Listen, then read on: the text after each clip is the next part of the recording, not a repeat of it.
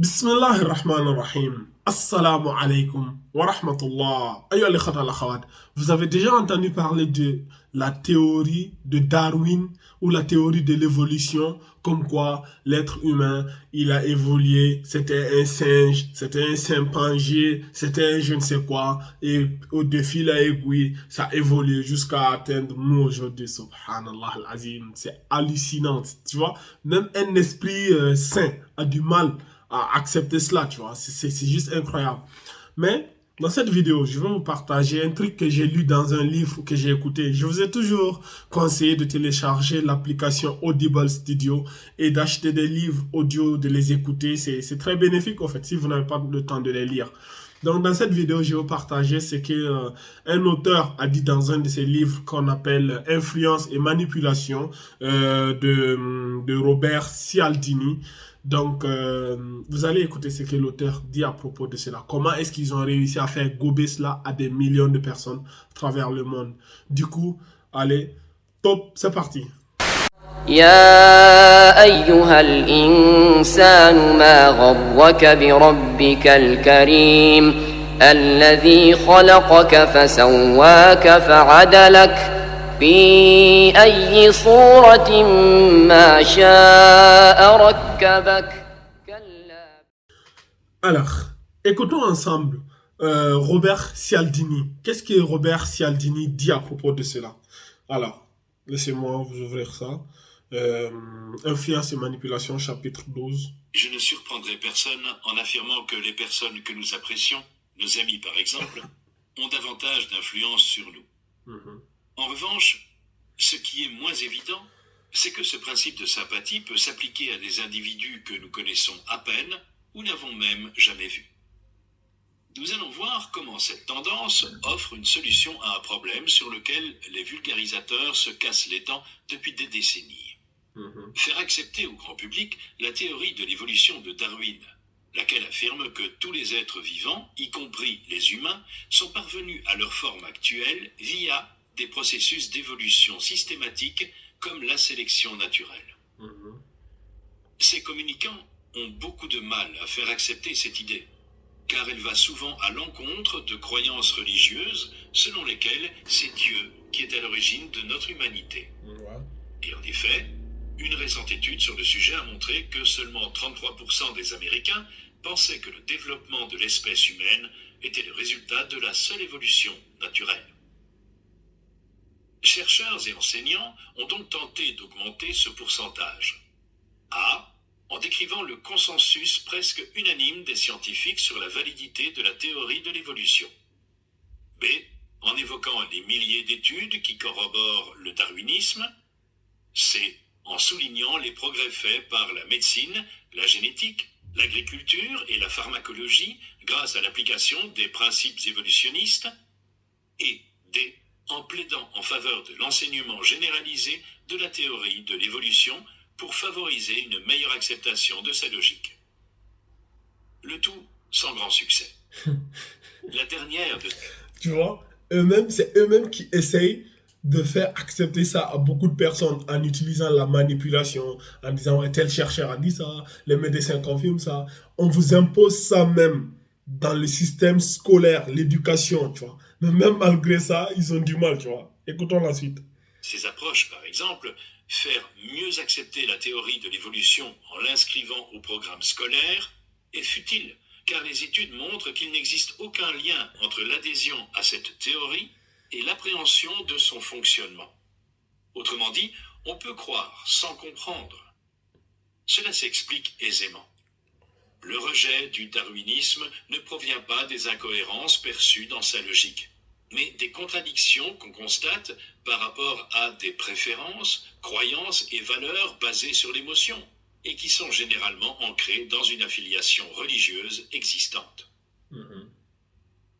Il est donc vain de vouloir lutter contre des croyances bâties sur l'émotion et la foi en leur opposant des arguments logiques, car chacune d'entre elles représente une forme de connaissance distincte.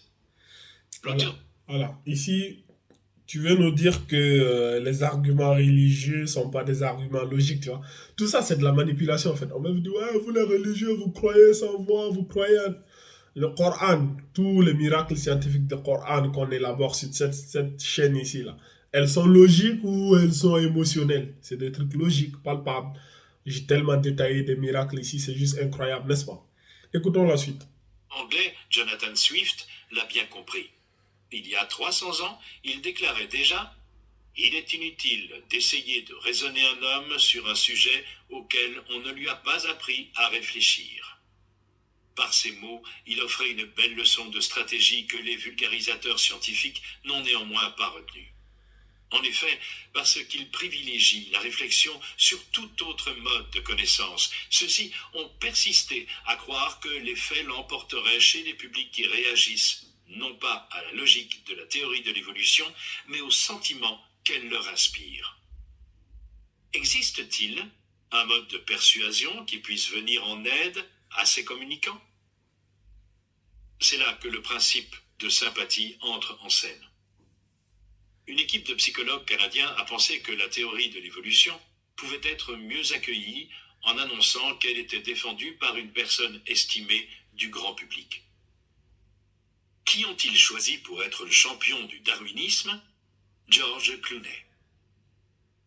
Pour cette expérience, on a fait croire au sujet que Clooney avait fait un commentaire positif sur un livre soutenant la théorie de l'évolution.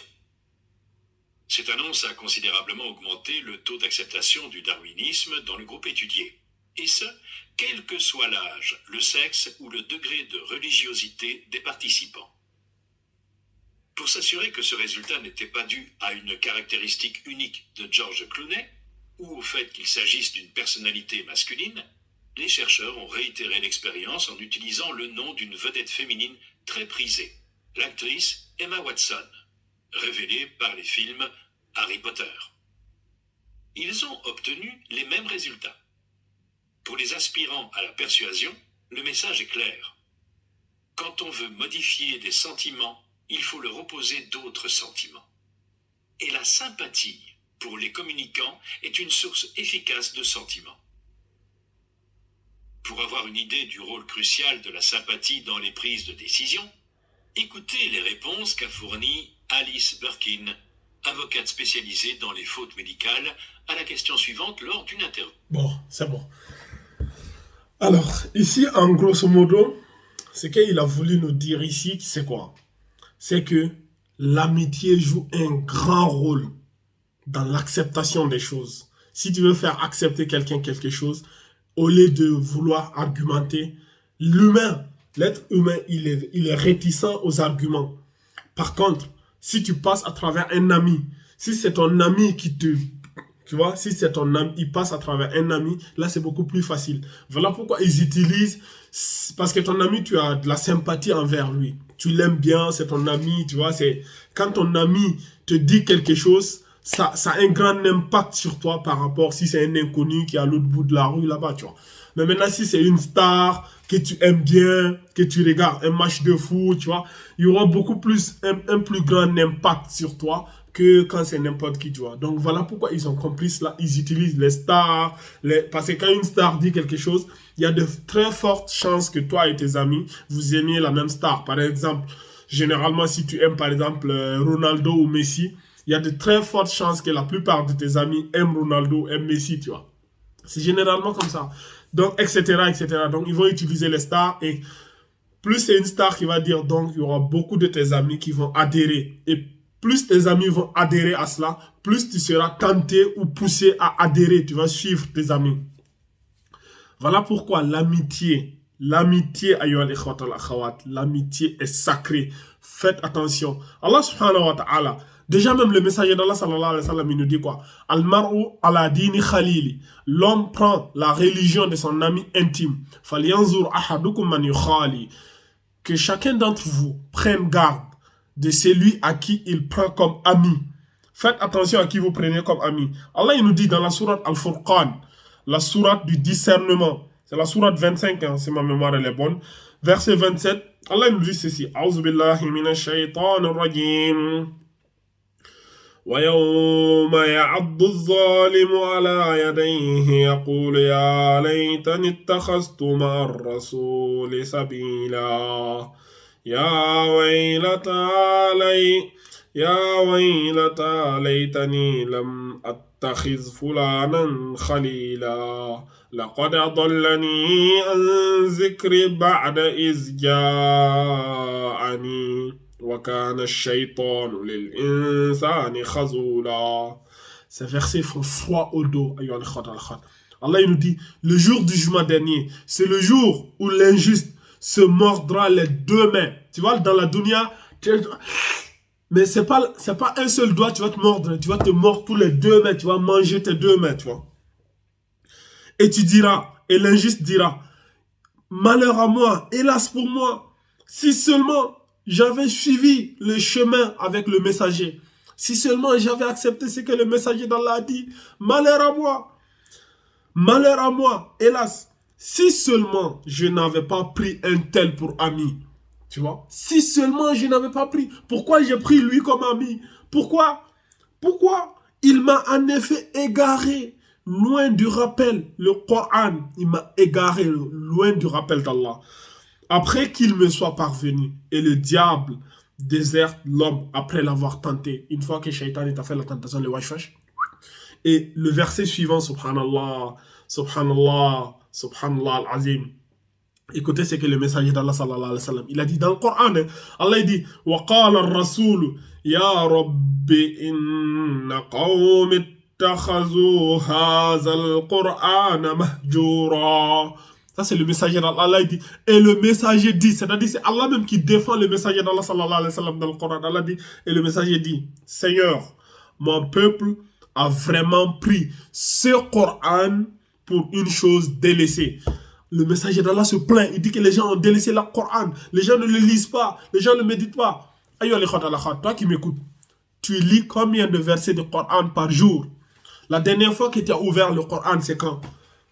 Ramadan, depuis que Ramadan est passé, depuis 6 mois là, il y en a, ils ont fermé Kigum, ils l'ont mis dans le tiroir. Ils attendent encore le Ramadan de l'année prochaine pour encore ouvrir le Coran. C'est de ceux-là qu'Allah parle ici.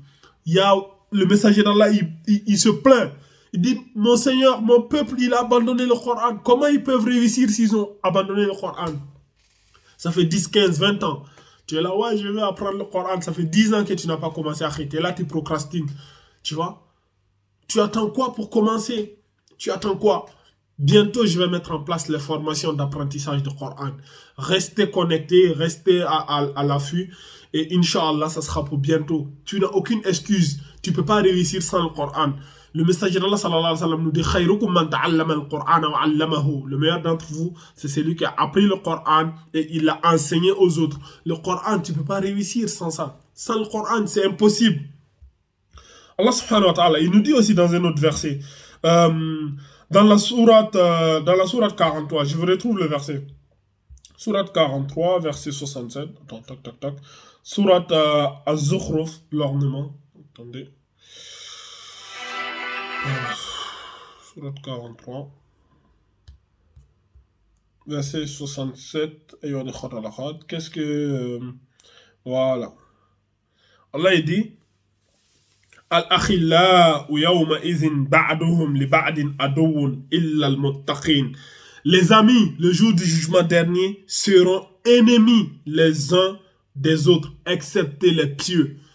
Tous les amis là, ce jour du jugement dernier, si ce n'est pas une amitié qui a été basée sur la crainte d'Allah, l'amour d'Allah et de son messager, vous allez être des ennemis les jours du jugement dernier. Qui sont tes amis? Pose-toi les bonnes questions. Tes amis sont qui? Qui sont-ils?